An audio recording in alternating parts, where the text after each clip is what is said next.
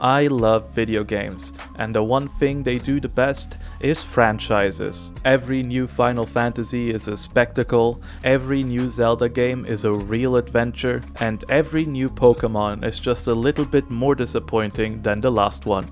But which game franchise sells best? Let's find out. Starting off with the Mario Brothers, a franchise that catapulted video games into the mainstream. The first appearance of everyone's favorite plumber was in Donkey Kong, a true arcade classic that is still played to this day. Donkey Kong was the first big success for Nintendo when it came to video games. They had already been experimenting with electronic entertainment before that, but none of them hit like Donkey Kong. After that, Nintendo realized the true potential of investing in video games. First with the Mario Bros. Arcade game, and then by developing their own console, the NES.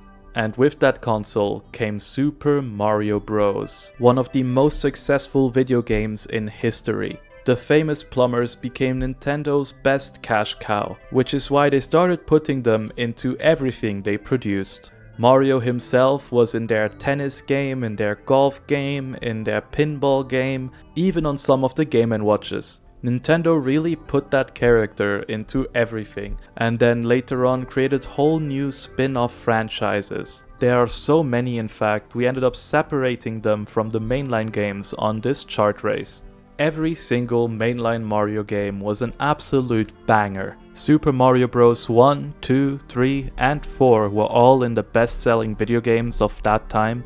The first Super Mario Bros. Alone sold over 15 million copies by 1994. Nintendo just released banger after banger, and they would continue doing so to this day. We'll talk about them again later in this video. Until then, let's discuss Tetris, the runner-up on this list. Nintendo introduces Tetris. Put a piece here, put a piece there! Tetris is one of those rare games that don't need flashy graphics or interesting storylines to sell millions. Created back in 1985 by a Soviet software engineer named Alexei Pajitnov, it slowly spread from office computers in Moscow to pretty much every platform you could imagine. But its real explosion came in 1989 when it released on the original Game Boy and NES. The Game Boy actually released bundled with the game in Europe and North America. That move alone turned Tetris into a global sensation, selling tens of millions of copies and helping make the Game Boy one of the most successful handhelds ever.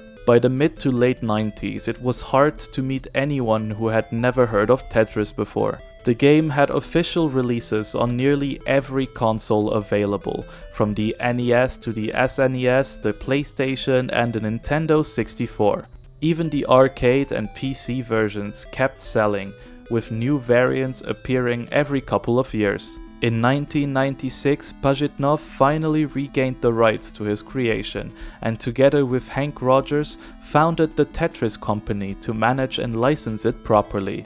This is when the franchise really solidified its identity, ensuring every version from then on would stay true to its original gameplay. By the late 90s, you had games like Tetris Sphere and New Tetris, bringing fresh mechanics and 3D effects to the formula. But none of these changes and new gimmicks ever truly had the staying power of the original gameplay. New versions of the original game keep popping up to this day, and the NES version even has a competitive scene playing at a very high level. It's truly fascinating what Tetris was able to achieve. A puzzle game from the Soviet Union that managed to outlast trends, consoles, and even entire generations of players. And somehow it's still going strong today. Platformers like Mario and Sonic and puzzle games like Tetris are great, but the one kind of game that was dominating in the late 90s and early 2000s was the JRPGs, franchises like Dragon Quest, Final Fantasy, and most importantly, the one we're gonna talk about next, Pokémon.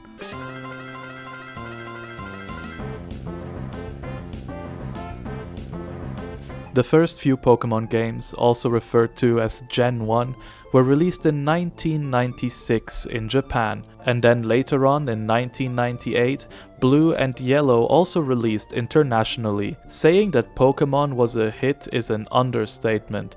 Together, the first generation sold over 25 million copies by the year 2000. Then, in 1999, Pokémon Gold and Silver, the second generation, launched on the Game Boy Color, adding a new region, 100 new creatures, and features like real-time clocks and color graphics. These two games, along with their enhanced version, Pokémon Crystal, sold roughly another 30 million copies, proving the series wasn't just a short-lived trend. With these also came trading cards, an anime, and even a movie. Pokémon was truly on a roll. Then in 2002 came the third generation with Pokémon Ruby and Sapphire, bringing a fresh art style, double battles, and a new generation of players. By this point, Pokémon had sold well over 70 million mainline games in less than a decade.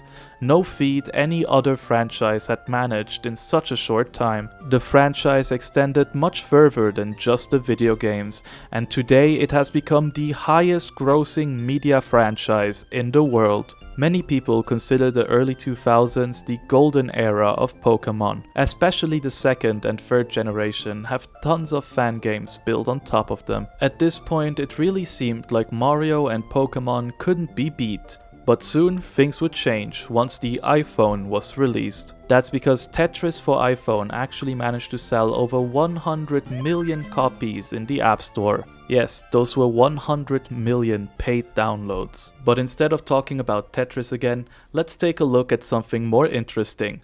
Let's take a look at Final Fantasy.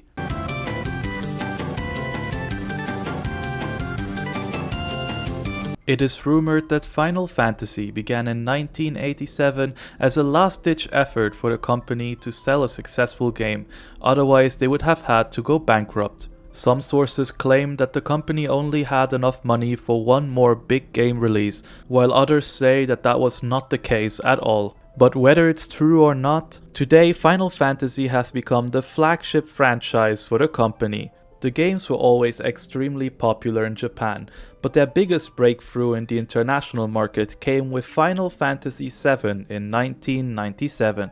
It was their first 3D game in the series and told a bit of a darker, more grounded story than its predecessors.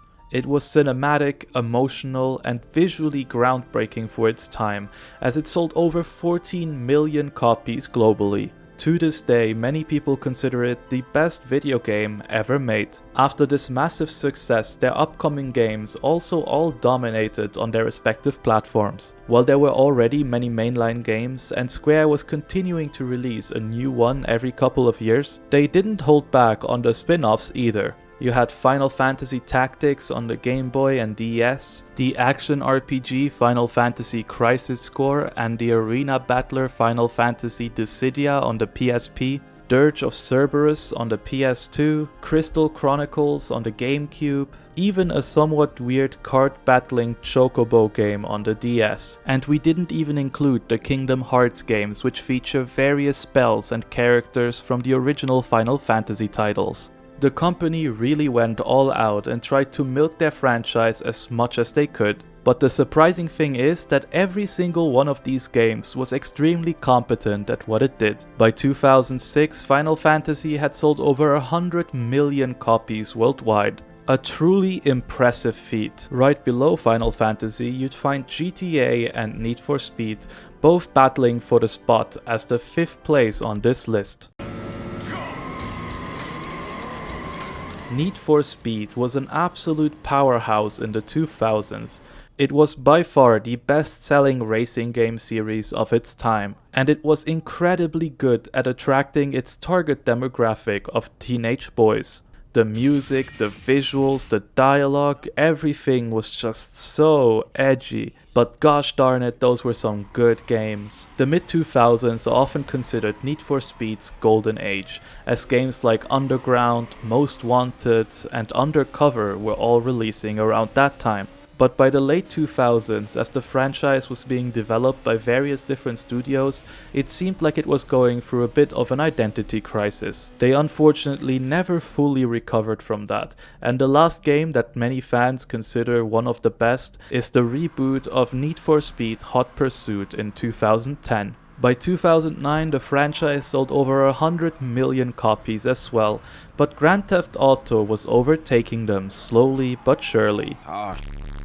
Here we go again. GTA 3, Vice City and San Andreas were some of the most popular games of their time, but they weren't quite enough to overtake Need for Speed yet by themselves. It all changed in 2008 though, as Rockstar released GTA 4 for the PS3, Xbox 360 and PC. The game itself was a massive success, and combined with re-releases of the earlier titles, the franchise was finally able to overtake its competitor and slowly crawl to the top. That being said, it took quite a long time for the next game in the series to release. After seeing the success of GTA 4, the developers decided to take more time and resources for their next mainline release. They ended up spending more than 5 years of development time for the release of the most anticipated game in gaming history. In 2013, they finally released GTA 5. This was 12 whole years ago, and the game still holds up to this day. GTA 5 is the second best-selling game of all time,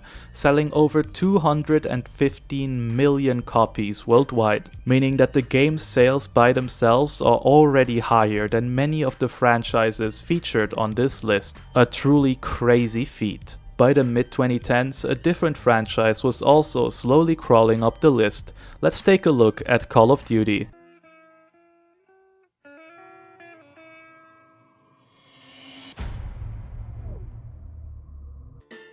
The early 2010s are often considered the golden era for Call of Duty, with games like Black Ops 2 and Modern Warfare 3 still being considered some of the best the series has ever made. So going into the mid-2010s, Call of Duty had already cemented itself as one of the biggest franchises in gaming. Considering how good their previous games were, everyone was incredibly hyped for Advanced Warfare and Black Ops 3. While Advanced Warfare ended up being a bit of a letdown in 2014, Black Ops 3 that released in 2015 became one of the best-selling games of that year. It had everything that fans loved, from the iconic zombies mode all the way to bringing back legendary maps like Nuketown. From then on, the series became virtually unstoppable. They have been releasing a new game at least every 2 years since, and while players keep complaining that it's just more of the same every year and that the quality is dropping and there's predatory microtransactions, every new title in the franchise still becomes one of the best-selling games of that year. Call of Duty entered the mainstream as one of the normal games to play, and ever since it has been impossible to get rid of it. Another gaming franchise with the same problem is FIFA. German? Royce! Oh, let's go! That's class! Football or soccer is the most popular sport in the world, and video game sales reflect that. While the US sells more copies of Madden and NBA 2K, in the rest of the world, one sports game franchise dominates: the EA Sports FIFA franchise. Every new FIFA game is consistently among the best-selling games of its year. FIFA 15, for example, sold over 18 million copies, making it one of the highest-selling sports games of all time.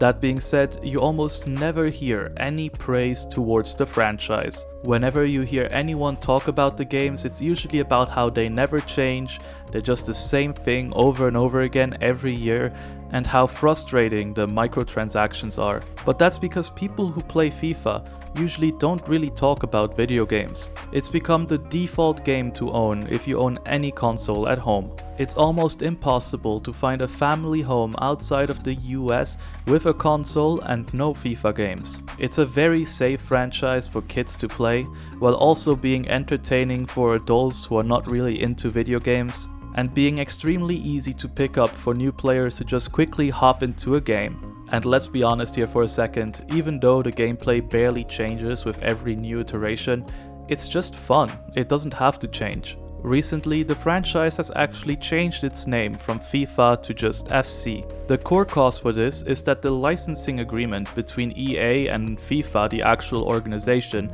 ended. Up until that point, EA paid FIFA $150 million per year in order to use their name. But once the agreement ended, FIFA asked for more than double what they were asking for before, with some sources quoting up to $1 billion for a 4-year contract.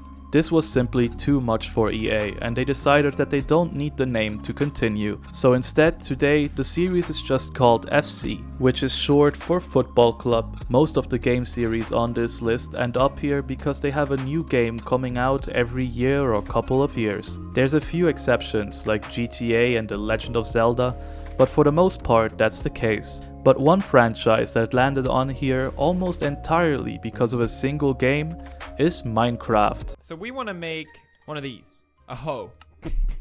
Alright, let's make a hoe. We all know Minecraft. It's kind of inescapable today.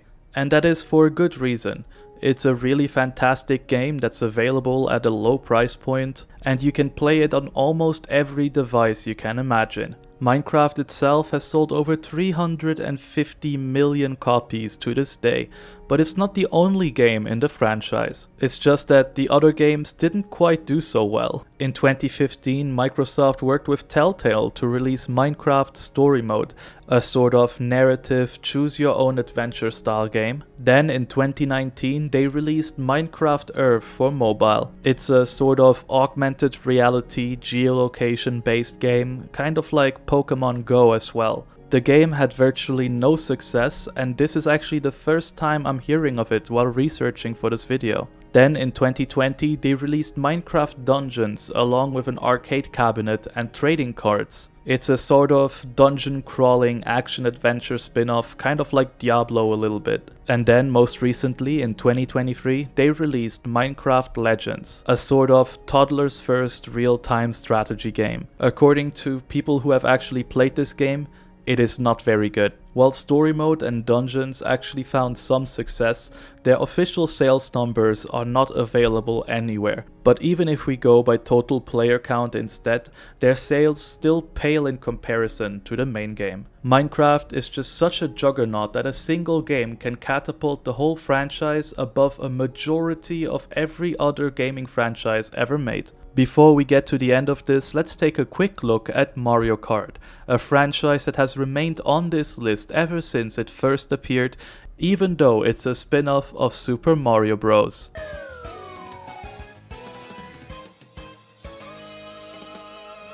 Mario Kart is one of those franchises that is impossible to hate. They don't release a new game every single year, their games are always enjoyable and easy to pick up, they have both a strong casual and competitive scene with speedrunning, and they're simply a blast to play in couch co-op with your friends. Every new Nintendo console has one of these, the exception being the Switch, as they just remastered the previous game for it.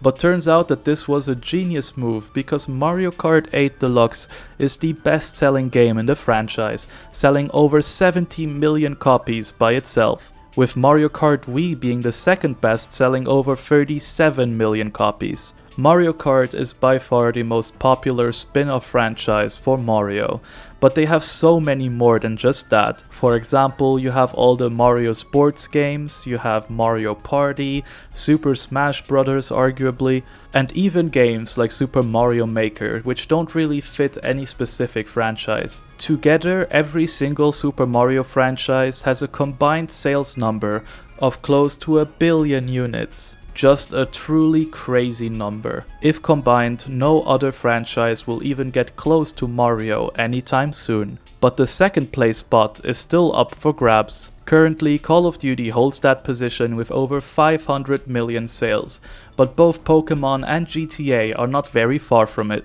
Personally, I believe that the release of GTA 6 will be a turning point on this list, as GTA will be taking the top spot for a very long time. But who knows, maybe a new Mario game or a new Pokémon will completely change things up again. Let me know what you guys think in the comments. Have a good day and see you next time.